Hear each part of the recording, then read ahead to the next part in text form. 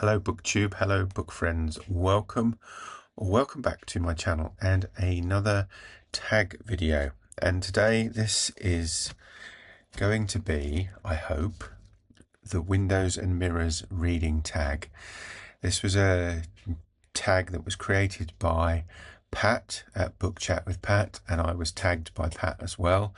And I'm going to put the full wording that Pat's used in the description box rather than read it out. But essentially this looks at books as both mirrors of yourself and windows into the wider world, enabling you to see other things. Pat explains it much more clearly in her wording, and it relates to lecturers who she worked and studied with during her long teaching career. And as I say, it's easier to read than have me parrot it, I think, is probably the easiest way to say it. I have to hold my hand up a little bit and say, initially I am still really up for this tag. I've really enjoyed sitting and thinking about it, but I found it quite hard. I think partly because I had a bit of a chaotic week, the week that Pat first put the tag out there, and although I said I'm going to do that, it didn't happen in the time frame that I originally hoped.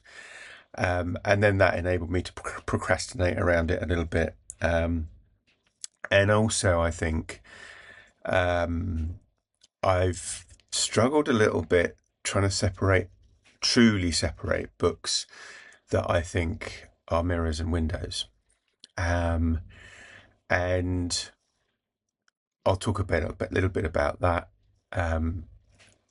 when I answer the prompts.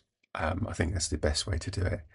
But let's just dive in and get started and see what happens.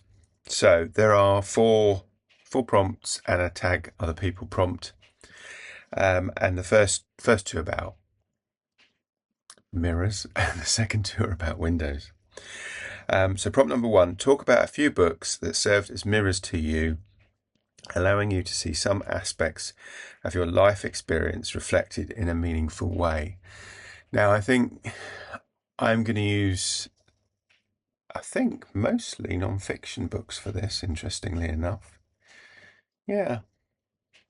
So, if you don't know, by training, I'm a biologist, and it's been one of those things that has been part of my life for as long as I can remember. From a very young age, we were lucky enough to have a fairly large garden, and I spent a lot of time in the garden, looking at the plants and the insects, and coming in kind of covered in mud, etc. And part of that was being able to kind of know what it was that I was looking at and identifying it correctly. And that's still a big part of my life and career to an extent today. And for that, although you obviously have experience and knowledge, you also use books and field guides in particular. And so a lot of the field guides that I had when I was very small, and this is one that I've had, I think, most of my life, are the Observer book series. So there are all manner of these. These are little pocket-sized books, and they focus on a particular thing. So there's like seashells and seashore and seaweed, there's grasses, there's mammals, there's fossils, there's all sorts of them, and I now collect these just because I like them so much. But it would be very much the sort of thing that they would have a picture of. This one is about birds, the bird, and then a little bit of text about it. So you know where you're likely to have seen it, what its nests are made of, you know what it eats, and also to a degree what the song of the bird or the call of the bird sounds like. So one of those for, and then I've got wild animals, and this one on the back.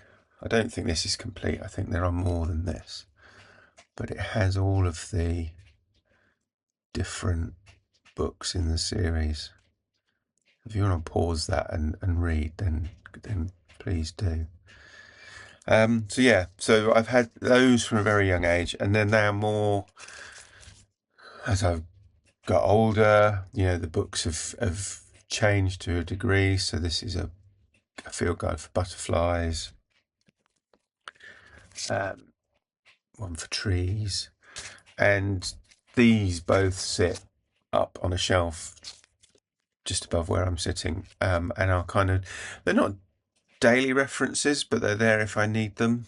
You know, I'm hoping that at least in the short term, my memory is good enough that I don't necessarily always need the field guides, but they're always there for me to, you know, help me with identifying whatever it is that I'm, you know, looking at or wondering about. I lied. There is some fiction in here, and I've picked this one partly, well, for two reasons really. One, because again, this book series was one that very much kind of crystallized my kind of feelings and thoughts about what I wanted to do as a career. And although I never did what these books are about, these are the Willard Price adventure books. And because this is September or October, as you can see, there is an octopus on the front of this edition. These were very much a big part of my childhood. And, you know, they really reflected back to me that what I wanted to do was, you know, work in nature, in wildlife, and that's exactly what I've done. And similarly, the Gerald Durrell books that you know, he wrote about his adventures around the world, you know, collecting species for his zoo and conservation programs. And then more closely to home, and a book that I've mentioned on the channel before, The Darkness is Light Enough by Chris Ferris. Again, another book about watching nature, understanding, or trying to understand nature anyway. And yeah, so another aspect of, I suppose, growing up also was kind of understanding childhood. Does that make sense? And I think probably like many kids growing up, you know, things are confusing to say the least. And one, again, this is, I completely said it was all non-fiction, and it's not, because this is fiction as well. One author who kind of really enabled me to see certain aspects of childhood and growing up was Stephen King. And I don't mean the horror side of it at all. But what I mean is the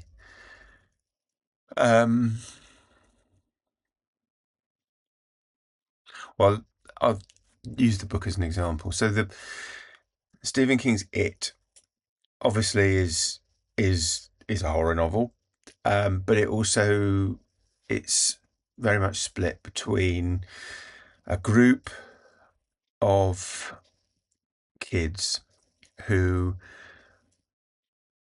are also the same group as adults later in the novel. So I'm not so much interested in or thinking about the adults, but as when they're kids, they are. There's all sorts of aspects in there. They are not, they're not necessarily the popular kids, but they grow into quite successful adults. There are aspects of bullying, both by other kids and to a degree by parents, and it's that kind of it. Stephen King writes about kids, teenagers. Well, he writes about people generally very well, but I think he's particularly good at writing about kids and teenagers, and I think that really can help you understand what it's like. So I'm also throwing that into the mix as a more general mirror for me, not just it. I think Stephen King in general. So other books, Salem's Lot, Christine, certain short stories that he's written. So The Body Which Became Stand By Me as a film. So all sorts of things that he's written. But I would say that that for me, although I was probably a bit older than when I was reading these than the kids are portrayed, it kind of helped me to look sort of back on myself in a way and say, oh yeah, so yeah, I can see that now. So anyway, point number 2, talk about a couple of booktubers whose reading is most like your own. I think it's going to be most like, because I don't think there is anybody who is totally similar. So I think when I first discovered booktube, so before I had this channel of my own, I was watching channels like Criminally, so Ollie at Criminally, Mystery and Mayhem Jim, and they were kind of because those were sorts of books that I am interested in, the crime, horror to a degree. They were aspects of my reading. I think there were probably others, but I'm not kind of sure who they were now, because I don't think I watch them anymore. The channels that I'm thinking of now very much are like John at Must Read More, Summer at Sterling Reads, Farah at Bookstalgic, and the latter two more because of their interest in certainly Farah in terms of her interest in nature books, similar to me. So there is I hate picking out individual channels, and I think there are loads of channels that I really, really love watching, and I guess that comes on to the Windows part of this as well. I love booktube because it's not just people who read the same as me, it's people who read differently, and that to me is as much about the power and draw of booktube as it is. I don't think you want an echo chamber. I think it's what I'm trying to say. You want yes, you want people who read similarly, but you also want people who don't, because that's how you find new authors and new books. And anyway, I did say this was going to be odd. Problem number 3, talk about a few books that served as window frames as window frames to you, allowing you to see the reality of others outside of your experience. So I've got a few, and I'm going to start with one that's probably a little bit odd, and I think, can I say this now? These are all non-fiction. Yes, they are. They are all non-fiction, so I can say that now. And this, I think one of the things that's always fascinated me, and probably more from a non-fiction than a fictional basis, is space travel. And thinking about, how we went from, not leaving this planet to, going into space and orbiting it and going to the moon and so on. And that's always interested me. And I think as a window to that world, I've read a lot of the kind of books about things like the Apollo program and the space shuttle program and so on. And so one of those is Carrying the Fire by Michael Collins. If you don't know who Michael Collins is, he was the third member of the crew that was Neil Armstrong, Buzz Aldrin, Michael Collins. Michael Collins didn't in that first landing on the moon go down to the moon because he stayed in what was called the orbiter. So there was an orbiter and a lander, and Neil Armstrong and Buzz Aldrin went down onto the surface of the moon in the lander. Michael Collins stayed behind in the orbiter, and that's how it worked. And that's always kind of fascinated me a little bit in terms of something as big as going and landing and walking on the moon, and this guy didn't do that. He got about as close as you possibly can, and didn't. And the two other guys in that spacecraft did. So that's sort of always fascinated me. And I think, it was a window not just into that particular aspect of it, but spaceflight more generally, and now leading me to sort of question, why are we doing more? We seem to be, I can kind of understand the desire to go to Mars. I can kind of understand, the wanting to kind of go there and walk on Mars and come back again. I'm not certain why we're talking about building habitats on the moon or on Mars, or why we need to do. This is where my window is a little bit made out of that opaque glass that you can't quite see through, and why we're doing that, and also why is it private enterprises doing that, and why is it not being led by government? Anyway, I'm digressing, but and then other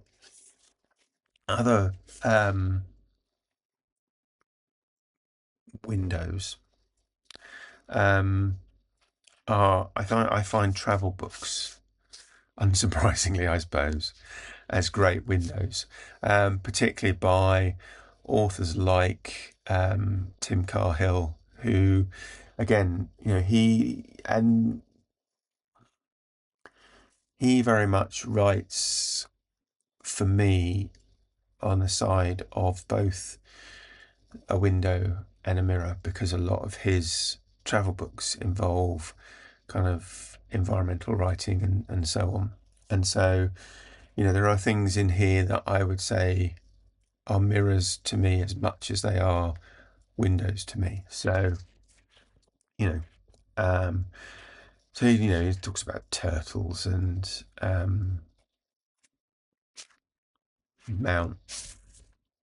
forgotten the name of the volcano now, Mount St. Helens. So the Mount St. Helens eruption, and what happened. Anyway, moving on. History as well, I think, particularly modern history. I think so. When I say modern history, I mean the last kind of couple of 100 years. So I have an interest in military history in particular, and I think some of the books that I'm going to talk about relate to that. Also, the kind of political history of the similar period, and I think that's borne out kind of by where we got to at school, and then I never kind of took it any further than that. Sorry, my throat is a bit dry this morning. and then picking it up later in life, when I've had a bit more time, I suppose, to read the books that I didn't have after kind of leaving school and starting work and all sorts of things. And in particular, aspects for me, which I've talked about on the channel before, are around, not when it's military history, it's not so much for me about the combatants. It's also about the sort of the photographers and the journalists and so on. So again, a book I've mentioned on the channel before is Alan Moorhead was a journalist for the Daily Express, I think. And he followed. I'm really bad with names today. I've just followed Field Marshal Montgomery kind of through the African deserts, and later in the Normandy landings and so on. So his journalism for me was a real window opening up what was really going on, not as it's portrayed in movies. This is a competence. So this is a book by Dennis Barnum, who was a teacher and quite a talented artist. And again, I think I've mentioned this on the channel before. So this is Malta Spitfire pilot. Dennis Barnum was that pilot on Malta, which was he survived, but it was at the time, your chances of surviving were fairly slim. So that was, quite eye-opening for me. Another book, again about competence, and a book I've mentioned on the channel before, but really, really opened my eyes to kind of the horror of war and just how quickly people die. And that's James Holland's Brothers in Arms, about the Sherwood Rangers Yeomanry, who were a cavalry stroke tank regiment. And this book covers them from the D-Day landings to VE Day. And as I say, I've mentioned this on the channel before, but and then sort of more recent history.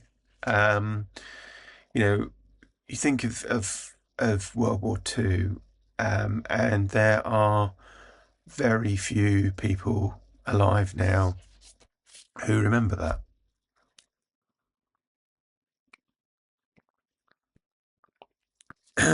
Certainly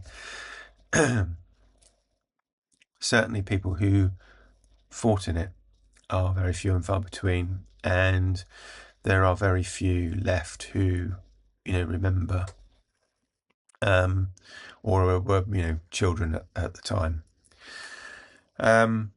But there are more recent conflicts, and for me, one of those was the Falklands War. I was 10 years old, I guess. 10, 11, 9, 10, 11, something like that.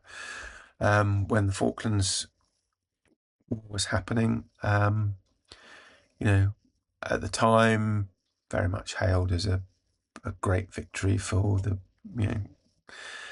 Great Britain. Probably saved Margaret Thatcher's premiership more than once. And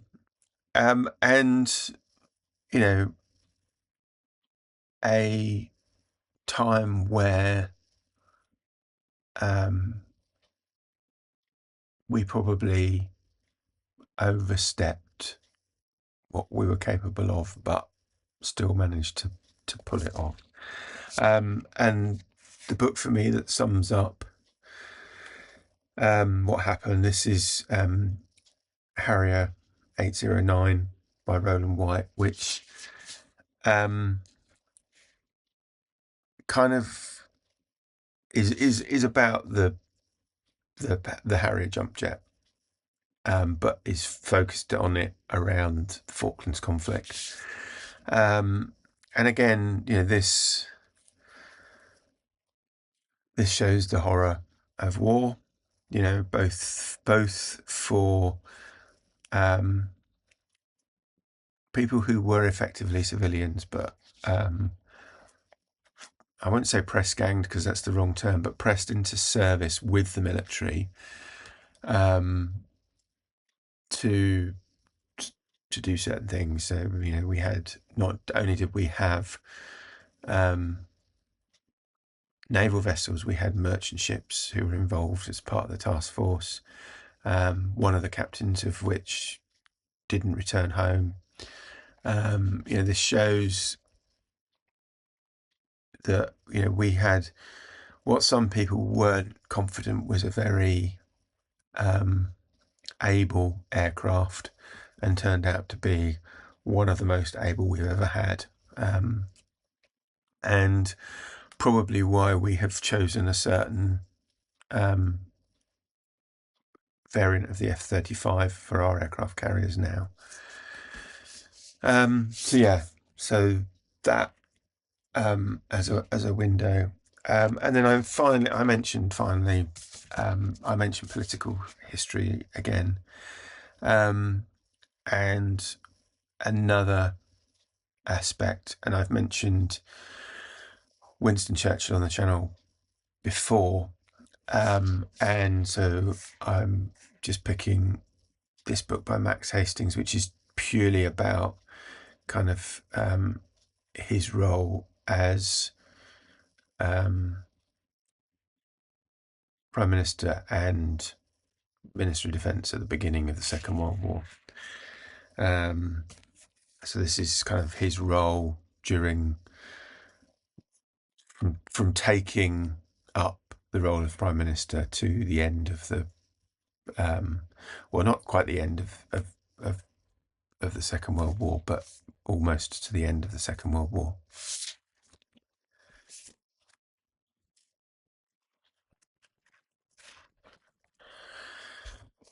So, prompt number 4.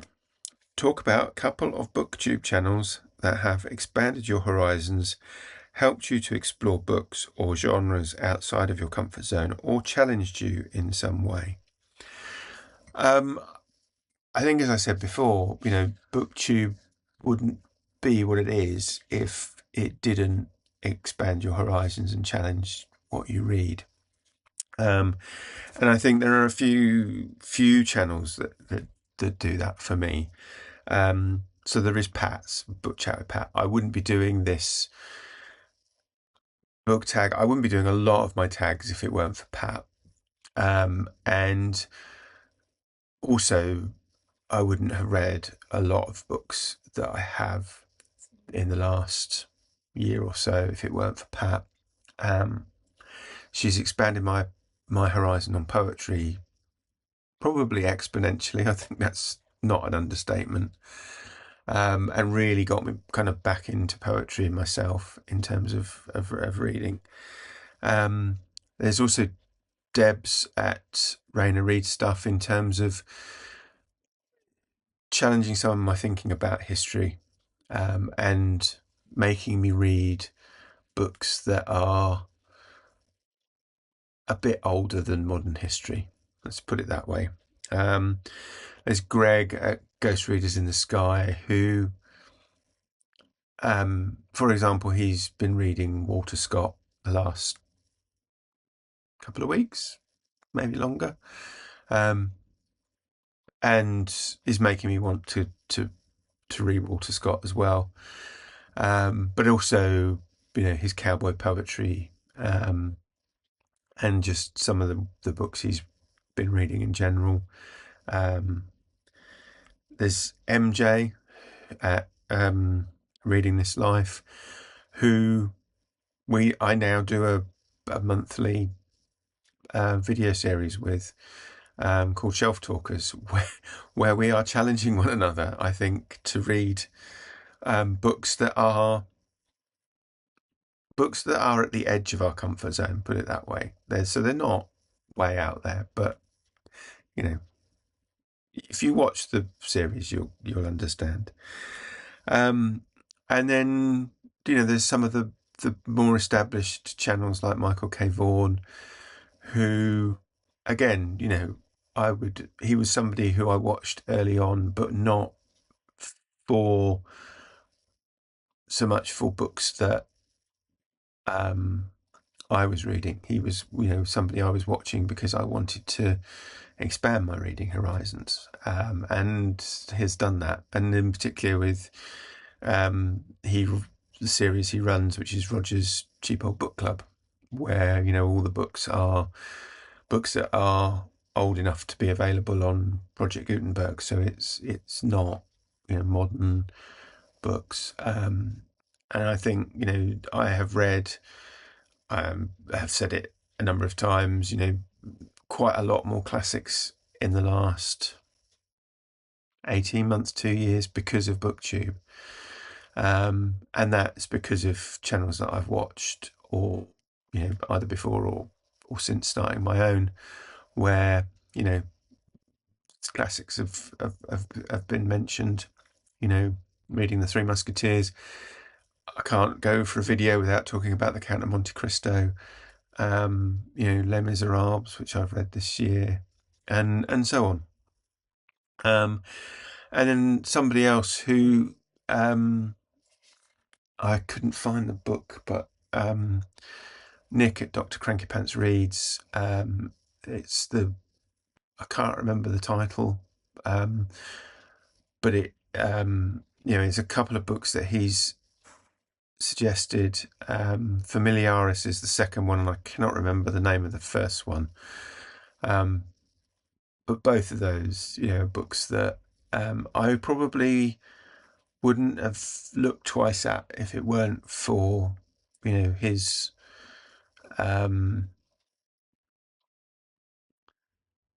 his reviews of them and descriptions of them. So, yeah,